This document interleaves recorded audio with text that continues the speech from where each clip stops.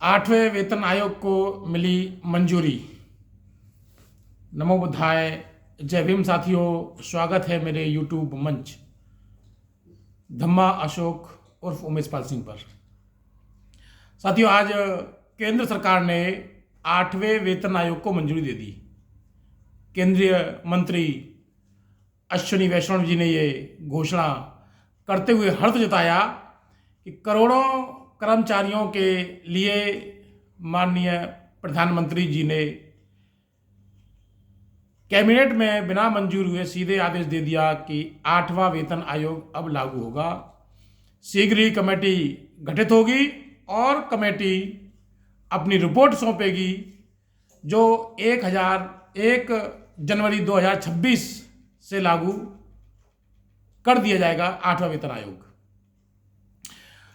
भारत की आज़ादी के बाद 1947 से वेतन आयोग हमेशा कर्मचारियों के लिए गठित होते रहे हैं और हर 10 साल में कर्मचारियों को वेतन आयोग मिलता रहा है। वेतन आयोग में होता यह है कि हर 10 साल बाद जितना डीए बढ़ जाता है, उस डीए के बढ़ने के बाद जो लास्ट डीए होता है उसे बेसिक में मर्ज करके और उसको बेसिक पे बना देती है। लास्ट जो आपका 7वां वेतन आयोग लगा था, उसकी मंजूरी तत्कालिक प्रधानमंत्री आदरणीय मनमोहन सिंह जी ने जो है दी थी, और वो 2014 में उन्होंने 7वें वेतन आयोग के लिए कमेटी गठित की थी, जिसने लगभग 1.5 साल बाद 2015 में अपनी रिपोर्ट सौंपी थी और 1 जनवरी 2016 से 7वां वेतन आयोग लागू हुआ। और उस समय शायद जो डीए था वो 100 से ऊपर चल रहा था, क्योंकि कांग्रेस गवर्नमेंट में 10% तक डीए की वृद्धि हुई थी। अभी 10 साल से माननीय प्रधानमंत्री मोदी जी हैं, तो बीजेपी गवर्नमेंट में जो डीए बढ़ा है वो मैक्सिमम 4% से ऊपर कभी नहीं गया। इसीलिए अभी जो डीए चल रहा है इस समय 53% चल रहा है। 1 जनवरी 2026 से 8वां वेतन आयोग लागू होगा और उसमें भी ऐसी ही जो कमेटी फैसला ले, जहाँ तक मेरा अपना अनुमान है कि दिसंबर 2025 तक जो भी सैलरी रहेगी 1 जनवरी 2026 में उस अंतिम सैलरी को बेसिक पे बना दिया जाएगा और डीए वहां पर 0 हो जाता है। अगर 50% मर्ज करेंगे तो अगर डीए जो है 58 होता है तो 8% डीए शायद उसमें शुरू हो जाएगा वहां से, और बाकी वो जो कमेटी गठित होगी उसके डिसीजन के ऊपर डिपेंड करता है कि वो किस तरह से इन सिफारिशों को लागू करेंगे। लेकिन फिलहाल करोड़ों केंद्रीय कर्मचारी और पेंशनरों के लिए खुशी का मौका। बहुत समय से जो कर्मचारी संगठन थे, क्योंकि 2016 के बाद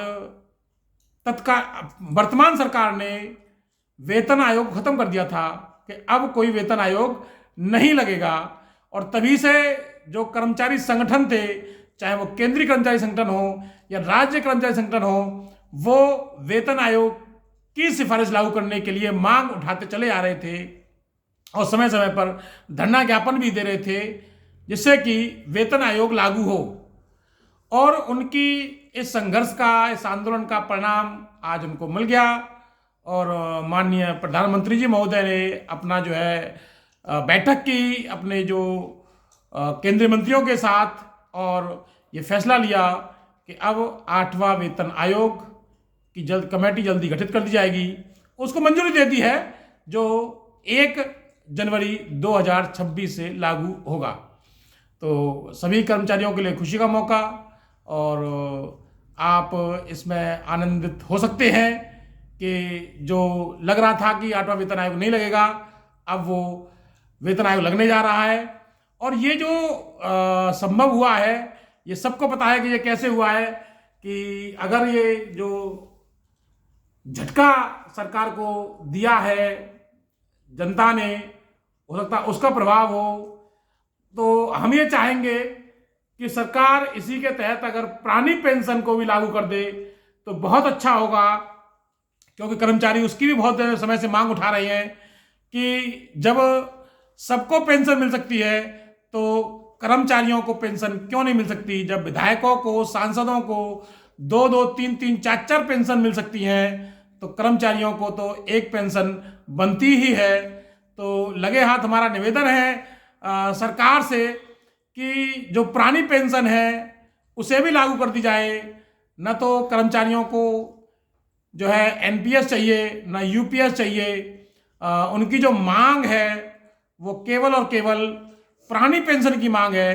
तो अगर ओपीएस की भी घोषणा कर दी जाए तो हम सरकार के, केंद्रीय सरकार के माननीय प्रधानमंत्री जी के बड़े आभारी रहेंगे, सभी कर्मचारी उनके आभारी रहेंगे अगर बुढ़ापे की लाठी, पुरानी पेंशन सभी कर्मचारियों को मिल जाए। तो आज इस खुशी के मौके पर मैं साधुवाद देता हूं केंद्र सरकार का और उनसे ये अपील करता हूं कि जैसे आपने 8वां वेतन आयोग की सिफारिशों को मंजूर कर लिया है और उसको लागू किया है, ऐसे ही आप पुरानी पेंशन को भी लागू कर दें, जो कि नितांत आवश्यक है हर कर्मचारी के लिए।